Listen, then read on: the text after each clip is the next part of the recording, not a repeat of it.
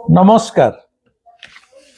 आज रहस्यभरा श्रीक्षेत्र आउ एक अध्याय एवं जो विषयटी कहवाक जाऊँगी सेटा हुए तो किसी लोक प्रार्थना चैनल शुणी थे किंतु प्रार्थना चैनल तो समस्त शुणी पारि नथिबे। तेणु मो चैनल मोर जिते भाई भौणी माँ मैंने से आज यही रहस्यभरा श्रीक्षेत्र आउ गोटे निहाती जानिबा कथा। जो मैंने पुरी आसुचंती बर्तमान पुरी रो प्रवेश पथ है बाटमंगला। बाटमंगला टपिक आसला परे पड़े 18 नला। 18 नला उपरे अतीत कवि माने जगन्नाथ को जनान लिखला बेले 18 नला नाम मध्य सेथिरे प्रकाश करिसंती।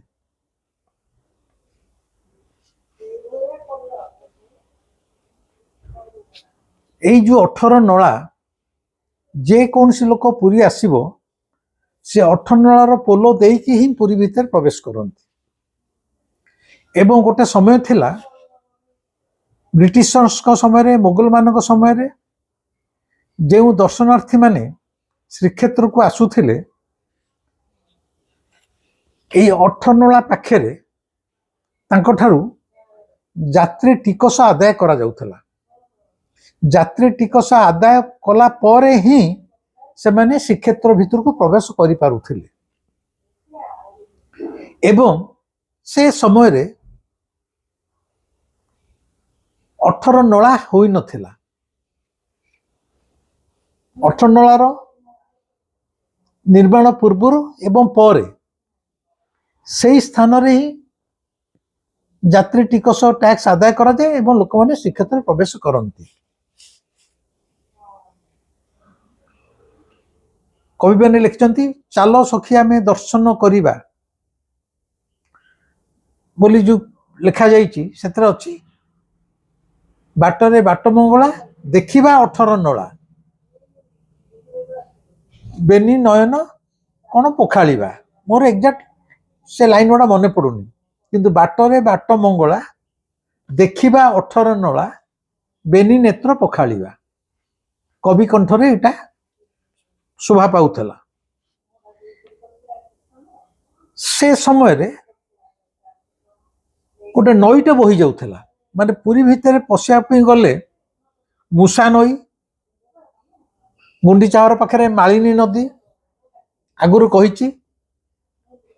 गुंडीचा घर पाखरे बड़ शंख ठारू जो माने पुरी लोक बुझी पारिबे बाहर लोक ही तो बुझी न पारंती बड़ डाक्तरखाना छक तापर है बड़ शंख प्राय बड़गुंडी पाखरु मालिनी नदी प्रभावित होता समुद्र में मिशुला।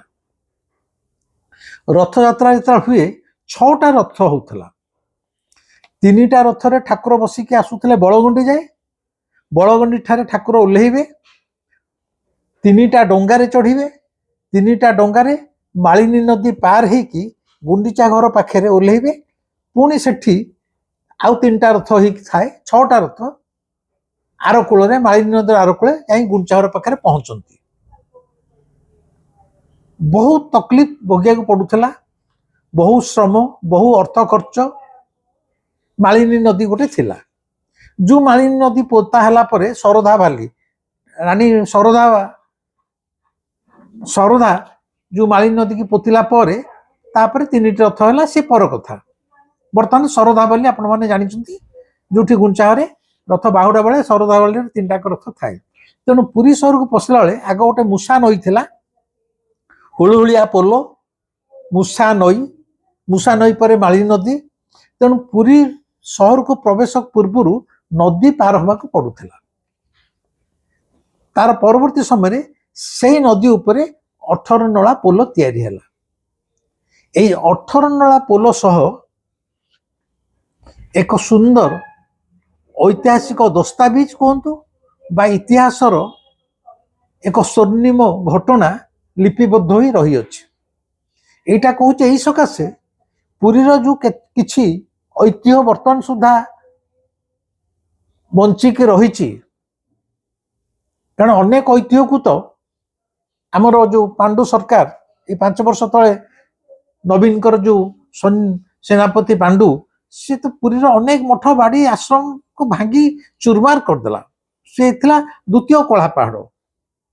ପୁରୀ କହିଲେ ଯୋଉ ଜିନିଷ ବୁଝୁଥିଲା ଆମର ଐତିହ୍ୟ ଆମର ସଂସ୍କୃତି ତାକୁ ଧ୍ୱଂସ କରିଦେଇଛି। ଆଜି ଧ୍ୱଂସ କରିଦେଇଛି ବୋଲି ତ ସେ କୁକିଳା ଖାଇଛି ସେଟା ଆପଣମାନେ ଜାଣିଛନ୍ତି, ସେ କଥାକୁ ମୁଁ ଯାଉନି। କିନ୍ତୁ ତଥାପି ସୁଦ୍ଧା ଯେଉଁ କିଛି ଐତିହ୍ୟ ଇତିହାସର ଦସ୍ତାବିଜ ସ୍ମୃତି ବର୍ତ୍ତମାନ ମଧ୍ୟ ବଞ୍ଚିକି ରହିଛି, ତା ଭିତରେ 18 ନଳା ଅନ୍ୟତମ। କଥା ହଉଛି ଏଠି 18 ନଳା ପୋଲଟେ କାହିଁକି ହେଲା, ତା ପଛର ସେଇ ଘଟଣାଟି। ରାଜା ମୁକୁନ୍ଦ ଦେବଙ୍କ ରାଜତ୍ୱ ସମୟରେ ପଦ୍ମନାଭ ସିଂ ନରେନ୍ଦ୍ର ବୋଲି ରଣପୁରର ଜଣେ ରାଜା ଥିଲେ। ପୁରୀ ଠାରୁ ରଣପୁର ପ୍ରାୟ 50 ମାଇଲ, ମୁଁ ଠିକ କରି କହିପାରିବିନି ତାକୁ ମାଇଲ କୁହବ କି କିଲୋମିଟର କୁହବ, 50 ମାଇଲ। ପୁରୀ ଠାରୁ ରଣପୁରର ଡିଷ୍ଟାନ୍ସ ଯେତିକି, ସେଇ ରଣପୁରରେ ଗଡ଼ ରଣପୁରରେ ଜଣେ ରାଜା ରାଜୁତି କରୁଥିଲେ, ତାଙ୍କ ନାଁ ଥିଲା ପଦ୍ମନାଭ ସିଂ ନରେନ୍ଦ୍ର। ପଦ୍ମନାଭ ସିଂ ନରେନ୍ଦ୍ର ଅପୁତ୍ରିକ ଥିଲେ, ତାଙ୍କର କିଛି ସନ୍ତାନ ସନ୍ତତି ହଉନଥିଲେ। ରାଜା ବଡ଼ ବିମର୍ଶରେ ରହୁଥିଲେ, ମନସ୍ତାପରେ ରହୁଥିଲେ, ଚିନ୍ତାରେ ରହୁଥିଲେ।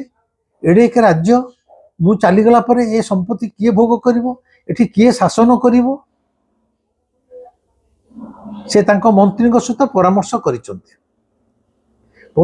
ପଦ୍ମନାଭ ସିଂ ନରେନ୍ଦ୍ରଙ୍କର ମନ୍ତ୍ରୀ ରାଜାଙ୍କୁ ପରାମର୍ଶ ଦେଇଛନ୍ତି, ପ୍ରଭୁ ସେ ସମୟରେ ଏଟା 1500 ଶତାବ୍ଦୀର କଥା, ସେ ସମୟରେ ପଞ୍ଚସଖାଙ୍କର ପ୍ରତିପତ୍ତି ନାମ ଯଶ ସମଗ୍ର ଉତ୍କଳରେ ବ୍ୟାପି ଯାଇଥିଲା।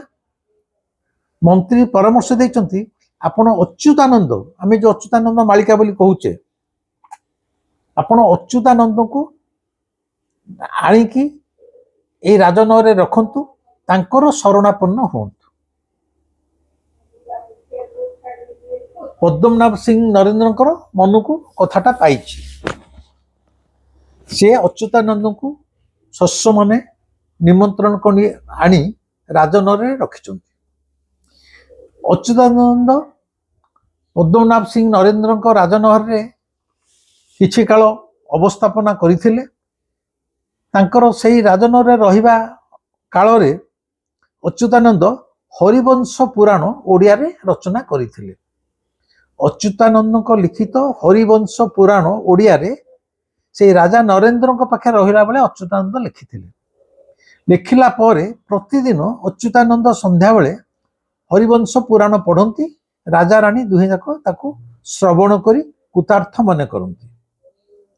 ଦେଖାଗଲା ପ୍ରାୟ 1 ବର୍ଷ ପରେ ସେ ହରିବଂଶ ପୁରାଣ ବା ହରିଙ୍କର କୃପାରୁ ରାଜା ନରେନ୍ଦ୍ରଙ୍କର 18 ବର୍ଷରେ ପ୍ରତିବର୍ଷ ଲାଗଲା ଗୋଟିଏ ଗୋଟିଏ ପୁଅ ହବାରେ ଲାଗିଲେ। ମାନେ 18ଟି ପୁଅ ରାଜା ନରେନ୍ଦ୍ର 18 ବର୍ଷରେ ହରିଙ୍କ କୃପାରୁ ପ୍ରାପ୍ତ ହେଲେ। ମାନେ ରାଣୀ 18ଟି ପୁତ୍ର ସନ୍ତାନ ଜାତ କଲେ। ଏବଂ ଏମାନେ ଯେତେବେଳେ ବଡ଼ ହେଲେ, ଏକକୁ ଆରକ ବଳିଆ ତାଙ୍କର ଜ୍ଞାନ ବିଦ୍ୟା ବୁଦ୍ଧି ଯୁଦ୍ଧାଭ୍ୟାସ ଯୁଦ୍ଧର କଳା କୌଶଳ ସବୁଥିରେ ଏପରି ଏମାନେ 18 ଯାକ ପୁଅ ନିପୁଣ ହେଇକି ବାହାରିଲେ। ଏଇ ରାଜା ମୁକୁନ୍ଦ ଦେବଙ୍କ ସମୟରେ ଆପଣମାନେ ଜାଣନ୍ତି କଳା ପାହାଡ଼ ଶ୍ରୀମନ୍ଦିର ଉପରେ ଆକ୍ରମଣ କରିଥିଲା। କଳା ପାହାଡ଼ ଯେତେବେଳେ ଆକ୍ରମଣ କରିଥିଲା ଜାଣିଛନ୍ତି, ଶ୍ରୀ ଜଗନ୍ନାଥଙ୍କୁ ଚମଦଉଡ଼ିରେ ଟାଣି ଟାଣି ସେ ଗଙ୍ଗା କୂଳକୁ ନେଇଥିଲା। ଗଙ୍ଗା କୂଳରେ ତାଙ୍କୁ କେମିତି ପୋଡ଼ି ଦେଇଥିଲା। ଅଧା ପୋଡ଼ା ଅବସ୍ଥାରେ କଳା ପାହାଡ଼ର ଦେହ କେମିତି ଫାଟିଗଲା ଏବଂ ସେ ଡରି ମରିକି ସେ ଅର୍ଦ୍ଧଦଗ୍ଧ ବିଗ୍ରହକୁ ଗଙ୍ଗାକୁ ନିକ୍ଷେପ କରିଥିଲା ଏବଂ କେମିତି ବିଶ୍ୱର ମହାନ୍ତି ଯାଇ ସେ ବ୍ରହ୍ମ ପଦାର୍ଥକୁ ତାର ଢୋଲ ଭିତରେ ପୁରେଇ ଆଣି ବଡ଼ କୁଜଙ୍ଗରେ ରଖିଥିଲା। ସେ ସବୁ ଅଲଗା ଇତିହାସ। ସେଇ କଳା ପାହାଡ଼ ଯେତେବେଳେ ପୁରୀ ଶ୍ରୀକ୍ଷେତ୍ରକୁ ଆକ୍ରମଣ କରିଛି, ତାହାର ସୈନ୍ୟ ସାମନ୍ତଙ୍କୁ ବାଧା ଦେବା ପାଇଁ ତାଙ୍କ ସହିତ ଯୁଦ୍ଧରେ এই ପଦ୍ମନାଭ ସିଂ ନରେନ୍ଦ୍ରଙ୍କର 18 ଯାକ ପୁଅ ନିୟୋଜିତ ହୋଇଥିଲେ ଏବଂ ବିଧିର ବିଡ଼ମ୍ବନା କଳାପାହାଡ଼ ସହିତ ଯୁଦ୍ଧ ବେଳେ ତାଙ୍କର 17ଟି ଯାକ ପୁଅ ମୃତ୍ୟୁବରଣ କରିଥିଲେ। କେବଳ ତାଙ୍କର ଜ୍ୟେଷ୍ଠ ପୁତ୍ର ଶ୍ରୀଚନ୍ଦନ ସେ ଯୁଦ୍ଧରେ ବଞ୍ଚି ଯାଇଥିଲା। କିନ୍ତୁ କଳାପାହାଡ଼ ଶ୍ରୀକ୍ଷେତ୍ରରୁ ଚାଲିଗଲା ସତ, ତାର କେଇ ବର୍ଷ ପରେ ସେଇ ଯୋଉ ଏକମାତ୍ର ପୁତ୍ର ଥିଲା ନରେନ୍ଦ୍ରଙ୍କର ସିଏ ମଧ୍ୟ ମୃତ୍ୟୁ ମୁଖରେ ଚାଲିଗଲା। ତା ଅର୍ଥ ରାଜା ନରେନ୍ଦ୍ରଙ୍କ ଜୀବିତ ଅବସ୍ଥାରେ ତାଙ୍କର 18 ଯାକ ପୁତ୍ର ପ୍ରାଣତ୍ୟାଗ କଲେ। ପ୍ରଥମେ ଅପୁତ୍ରିକ ହେବା ଦୃଷ୍ଟିରୁ ତାଙ୍କ ଭିତରେ ଯୋଉ ଦୁଃଖ ଥିଲା, ଏ ଦୁଃଖ ତାଠୁ ଆହୁରି ବଳିଗଲା, କାରଣ ବାପ ବଞ୍ଚି ଥାଉ ଥାଉ ତାଙ୍କ ଆଖି ଆଗରେ 18ଟି ଯାକ ପୁତ୍ର ପ୍ରାଣତ୍ୟାଗ କରିଦେଲେ। ରାଜା ଅତ୍ୟନ୍ତ ଭାଙ୍ଗି ପଡ଼ିଲେ। ମନ୍ତ୍ରୀ ପଦ୍ମନାଭ ସିଂ ନରେନ୍ଦ୍ରକୁ ପରାମର୍ଶ ଦେଲେ, ମହାରାଜ ବିଧିର ବିଧାନ, ଏ ସଂସାରରେ ଯିଏ ରକ୍ତମାଂସ ଶରୀରରେ ଜନ୍ମ ହେଇଛି ସେ ଦିନେ ନା ଦିନେ ମୃତ୍ୟୁ ମୁଖରେ ପଡ଼ିବ, ସେଥିରୁ କେହି ବାଦ ଯିବେ ନାହିଁ। ନାଇଁ ରାଜା ମୁକୁନ୍ଦ ଦେବ ଯାଇଛନ୍ତି, ନାଇଁ ରାଜା ପଦ୍ମ ସିଂ ନରେନ୍ଦ୍ର ଯାଇଛନ୍ତି, ନା ଚୈତନ୍ୟ ଯାଇଛନ୍ତି, ନା ବର୍ତ୍ତମାନ ଆପଣଙ୍କୁ କହୁଥିବା ବିବୁଧ ରଞ୍ଜନ ମଧ୍ୟ ସେଥିରୁ ବଞ୍ଚି ଯାଇପାରିବ। ସଂସାରରେ ଯିଏ ଆସିଛି ରକ୍ତମାଂସ ଶରୀରରେ ସେ ଅବଶ୍ୟ ମୃତ୍ୟୁ ମୁଖରେ ପଡ଼ିବ, ତାହା ହିଁ ଏକମାତ୍ର ସତ୍ୟ। କିନ୍ତୁ ଆପଣ ମନ୍ତ୍ରୀ କହୁଛନ୍ତି ରାଜା ନରେନ୍ଦ୍ରଙ୍କୁ, ଆପଣ ଗୋଟେ କାମ କରନ୍ତୁ, ଏଇ ଯୋଉ 18 ଯାକ ପୁତ୍ର ଆପଣଙ୍କ କୋଳକୁ ଭଗବାନ ଦେଇଥିଲେ ସେମାନେ ଅତ୍ୟନ୍ତ ବୀର ଯୋଦ୍ଧା ଥିଲେ ଏବଂ ନିଜ ଶ୍ରୀକ୍ଷେତ୍ର ରକ୍ଷା ପାଇଁ ହସି ହସି ଯୁଦ୍ଧଭୂମିରେ ପ୍ରାଣ ଦେଇଛନ୍ତି। ତାଙ୍କର ସ୍ମୃତିରେ ଆପଣ ଗୋଟେ କାମ କରନ୍ତୁ, ଏଇ ଯୋଉ ମୁଷା ନଈ, ମାନେ ଯୋଉ ନଈଟା ଶ୍ରୀକ୍ଷେତ୍ର ମଝିରେ ପ୍ରବାହିତ ହଉଛି, ଯେତେ ଯେତେ ଶ୍ରୀକ୍ଷେତ୍ରକୁ ଦର୍ଶନାର୍ଥୀ ଆସୁଛନ୍ତି ସେମାନେ ନାହିଁ ନଥିବା ଅକଥନୀୟ ଯନ୍ତ୍ରଣା ଭୋଗ କରୁଛନ୍ତି। ନଦୀ ପାର ହେଲେ ଶ୍ରୀକ୍ଷେତ୍ର ମାଟିକି ସ୍ପର୍ଶ କରିବେ, ତେଣୁ ସେମାନଙ୍କୁ ତାଙ୍କୁ ଏଇ ଯନ୍ତ୍ରଣାର ମୁକ୍ତି ଦେବା ପାଇଁ ଶ୍ରୀକ୍ଷେତ୍ରରେ ପ୍ରବେଶ ପାଇଁ ସୁଲଭ ଭାବରେ ସେମାନଙ୍କର ଗମନାଗମନ ସୁବିଧା ପାଇଁ ଆପଣ ଗୋଟେ କାମ କରନ୍ତୁ, ଏଇ ନଦୀ ଉପରେ ଆପଣ ଗୋଟେ ପୋଲ କରନ୍ତୁ, 18ଟି ନଳା ଥିବା ପୋଲ।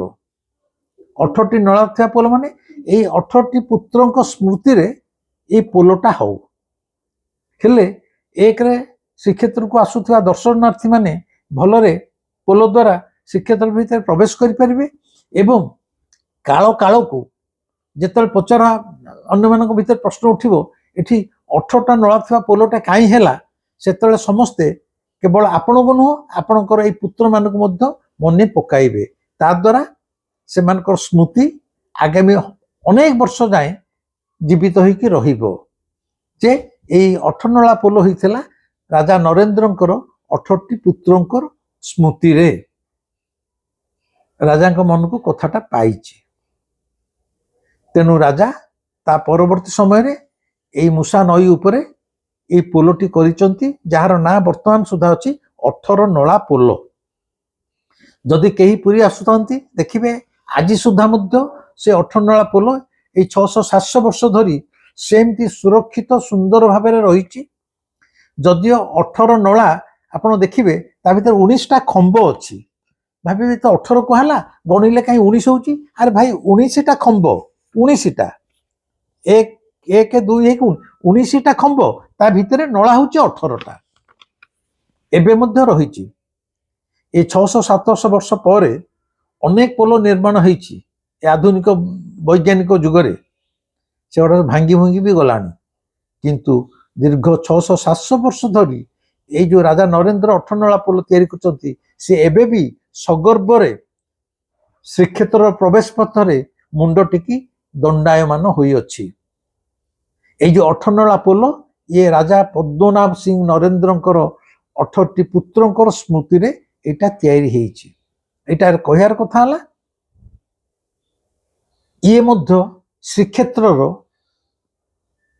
ଏକ ଐତିହ୍ୟ ସଂସ୍କୃତି ଏବଂ ଇତିହାସର ଏକ ଦୁଃଖଦ ଏବଂ ସୁଖଦ ଘଟଣାର ସ୍ମାରକୀ। ସମସ୍ତେ ଜାଣୁନାହାନ୍ତି, ଏବେକା ପିଲା ତ ଜାଣୁନାହାନ୍ତି। ଅଠରନଳା ପୋଲ, ଆରେ ସେ ପୋଲ କାହିଁ ହେଲା, ତା ନା କାହିଁ ଅଠରନଳା ହେଲା, ସେ କିଛି ଅଠରନଳା ନ ହେଇକି ବି ହେଇପାରିଥାନ୍ତା, ପୋଲଟେ ହେଇପାରିଥାନ୍ତା। ସେଇ ସକାଶେ ଜଣେଇଦେଲି, ଜାଣନ୍ତୁ ଯେତିକି ଦିନ ମୁଁ ଅଛି, ମୁଁ ଯେତିକି ଜାଣିଛି, ଆଜିକା ପିଲାମାନେ ଯେତିକି ଜାଣିପାରିବେ ବା ଆପଣମାନେ ଜାଣିପାରିବେ, ମୁଁ ଜଣେଇବାକୁ ଚେଷ୍ଟା କରୁଛି। ଏବଂ ଏଇ ଯୋଉ ଅଠରନଳା ପୋଲ ହେଲା, ଆମ ମାନଙ୍କର ସେ ସମୟରେ ତା ପରଠୁ ଗୋଟେ ଚିନ୍ତାଧାରା ରହିଲା ଆମ ଓଡ଼ିଆ ପରିବାରରେ। ସେ ସମୟରେ ଯେଉଁ ନାରୀମାନଙ୍କର 18ଟି ସନ୍ତାନ ହଉଥିଲା, ପୁଅ ପୁତ୍ର ବୋଲି କିଛି ନୁହଁ, 18ଟି ସନ୍ତାନ ଯୋଉ ମା ଜନ୍ମ କରିପାରୁଥିଲା, ସେମାନେ ଆସି ଏଇ ଅଠରନଳା ସହିତ ସଂଗାତ ବସୁଥିଲେ। ମୋ ଜେଜେ କହିଛନ୍ତି, ମୋ ବୁଢୀ ମା ବି କହିଛି, ଗୋଟେ ମାନସିକ ଥିଲା ଯାହାର 18ଟା ଛୁଆ ହେଇଯିବ। ଏବଂ ସେ ସମୟରେ 18ଟା ଛୁଆ ହେବା କିଛି ବଡ କଥା ନୁହଁ। ଏବେ ତ ଆମେ କହୁଛ, ଆগে କହୁଥିଲା ଆମେ ଦୁଇ ଆମର ଦୁଇ, ଏବେ ଆମେ ଦୁଇ ଆମର ଗୋଟିଏ। ଏନେ ଗୋଟିଏ ସନ୍ତାନରେ ଲୋକ ମାନେ ବିଶ୍ୱାସ କରୁଛନ୍ତି। କିନ୍ତୁ ଏଇ 50, 60, 70 ବର୍ଷ ତଳେ ପ୍ରତି ଘରେ 7-8ଟା ଛୁଆ ହେବା କିଛି ବଡ କଥା ନୁହଁ। ମୁଁ ତ ନିଜେ କହୁଛି, ଆମେ ହଉଛୁ 6 ଭାଇ ଭଉଣୀ, 7-8ଟା ଛୁଆ ହେବା ଅତି କମନ ଥିଲା। କିନ୍ତୁ 600-700 ବର୍ଷ ତଳେ, ଆରେ ଯଦି କୌରବରେ ଯଦି କୌରବଲା 100 ଭାଇ ଥିଲେ, ସେତେବେଳେ ତ ଥରେ 100 ଛୁଆ ଜନ୍ମ କିଏ କରିଛି? ମୁଁ ସେ କଥାକୁ ଯାଉନି। ତେଣୁ ଆମର ଗୋଟେ ଥିଲା ପୁରୀରେ, ଯାହାର 18 ଛୁଆ ହବ ସେ ଆସି ଅଠରନଳା ସହିତ ସଂଗାତ ପ୍ରକୃତରେ ବସୁଥିଲେ। ଆଉ ଗୋଟେ ଇଣ୍ଟରେଷ୍ଟିଂ କଥା କହୁଛି, ମୁଁ ଯେତେବେଳେ ହାଇସ୍କୁଲରେ ପଢୁଥିଲି, ଆମ ଘର ପାଖରେ ଜଣେ ପ୍ରଫେସର ଥିଲେ, ମାନେ କଲେଜରେ ତାଙ୍କୁ ପ୍ରଫେସରକୁ ଡକାଉଥିଲା। ତାଙ୍କର ଏକାଜିତି ଥିଲା, ସେ 18ଟି ଛୁଆ କରି ତାଙ୍କ ସ୍ତ୍ରୀ ଅଠରନଳା ସହିତ ସଂଗାତ ବସିବେ। ଏଇଟା ମୋର ଆଖି ଦେଖା କଥା। ଆମେ ହାଇସ୍କୁଲରେ ପଢୁଥିଲୁ, କାରଣ ତାଙ୍କର ପୁଅ ମୋର ବି କ୍ଲାସମେଟ୍ ଥିଲା। ସେ ଚେଷ୍ଟା କରି କରି 11ଟି ସନ୍ତାନ ତାଙ୍କ ସ୍ତ୍ରୀ ଜନ୍ମ କରିପାରିଲେ, ଏବଂ 11ଟି ଯାକ ପୁଅ, ଗୋଟିଏ ହେଲେ ଝିଅ ନାହିଁ। କିନ୍ତୁ 11ଟି ପୁତ୍ର ସନ୍ତାନ ଜନ୍ମ ପରେ ସେ ଆଉ ପାରିଲେନି। ତେଣୁ ତାଙ୍କର ଯୋଉ ସ୍ୱପ୍ନ ଥିଲା, ମୋ ସ୍ତ୍ରୀ ବି 18ଟି ଛୁଆ ଜନ୍ମ କରି ଅଠରନଳା ସହିତ ସଂଗାତ ବସିବ, ସେ ସ୍ୱପ୍ନଟା ତାଙ୍କର ଅଧୁରା ରହିଯାଇଥିଲା। ଏବଂ ସେଇ ଯୋଉ 11 ଛୁଆ ଜନ୍ମ କରିଥିଲେ, ତା ଦେହରୁ ଗୋଟେ ପୁଅ ମୋ ସାଙ୍ଗରେ ବର୍ତ୍ତମାନ ବି ସେ ଜୀବିତ ଅଛି, ବ୍ରହ୍ମପୁରରେ ଅଛି। 11ଟି ପୁଅ ଜନ୍ମ ସେ କରିଥିଲେ। ଏଇଟା ମୁଁ ତା ଭିତରେ ମୋ ଜୀବଦଶାରେ ଦେଖିଥିବା, ମାନେ ଜଣେ କମ୍ପିଟିସନ କରୁଥିଲା, ମୋର 18 ଛୁଆ ହବ, ସେ 11ଟି ରହିଗଲା, ସେ କଥାଟା ଆପଣଙ୍କୁ ଜଣେଇଲି। ଇଏ ହେଲା ଅଠରନଳା ପୋଲର କାହାଣୀ। ଏଇ ଯୋଉ ପଦ୍ମନାଭ ସିଂ ନରେନ୍ଦ୍ର, ସେ ତାଙ୍କ ସମୟରେ ଅନେକ ଲୋକହିତକର କାର୍ଯ୍ୟ କରିଛନ୍ତି। ତା ଭିତରୁ ସବୁଠାରୁ ତାଙ୍କ ସ୍ମୃତି ଜାଣିବାକୁ ଗଲେ ଆପଣ ଜାଣିବେ, ଆମ ପୁରୀରେ ଅଛି ନରେନ୍ଦ୍ର ପୋଖରୀ। ବର୍ଷକରେ ଠାକୁର ଯୋଉ 21 ଦିନ ଚାପ ଖେଳିବାକୁ ଆସନ୍ତି ଖରା ଦିନେ, ଆମ ଠାକୁର ତ ହେଲେ ଜିଅନ୍ତା ଠାକୁର, ତାଙ୍କୁ ବି ଗରମ ହେଲେ ସିଏ କହୁଛନ୍ତି ମୁଁ ନଈରେ ପହଞ୍ଚିବି, ପୋଖରୀରେ ବୁଡ଼ିକି ରହିବି, ଜିଅନ୍ତା ଠାକୁର ଆମର। ସେ 21 ଦିନ ନରେନ୍ଦ୍ର ପୋଖରୀକି ଆସନ୍ତି ଚାପରେ ଡଙ୍ଗାରେ ହାୱା ଖାଇବା ପାଇଁ। ସେଇ ଯୋଉ ନରେନ୍ଦ୍ର ପୋଖରୀ ସମସ୍ତେ ଜାଣିଥିବେ, ପୁରୀ ଲୋକ ଆଉ ବାହାର ଲୋକ ବି ଜାଣିଥିବେ ନରେନ୍ଦ୍ର ପୋଖରୀ। ଯୋଉ ବିରାଟ ନରେନ୍ଦ୍ର ପୋଖରୀ, ତା ନାଁ ନରେନ୍ଦ୍ର ପୋଖରୀ କାହିଁକି ନା, ଏଇ ରାଜା ନରେନ୍ଦ୍ର ଏଇ ପୋଖରୀଟିକେ ଖୋଳେଇଥିଲେ। କଣ ପାଇଁ ନା, ସେତେବେଳକୁ ଯୋଉ ଯେତିକି ଦର୍ଶନାର୍ଥୀ ପୁରୀକି ଆସୁଥିଲେ, ସେତେବେଳେ ତ ଆମ ଏଭଳି ଭଳିଆ ସୁଲଭ ଶୌଚାଳୟ ନଥିଲା, ସବୁଆଡେ ମାଟି ଘାସ। ଯୋଉମାନେ ଆସିବେ ସେମାନେ ଟିକେ ଗାଧେଇବେ, ଝାଡା ଯିବେ, ଶୁଦ୍ଧପୂତ ହେଇକି ମନ୍ଦିରରେ ପ୍ରବେଶ କରିବେ, ସେଥିପାଇଁ ବିଶେଷ କିଛି ସୁବିଧା ନଥିଲା।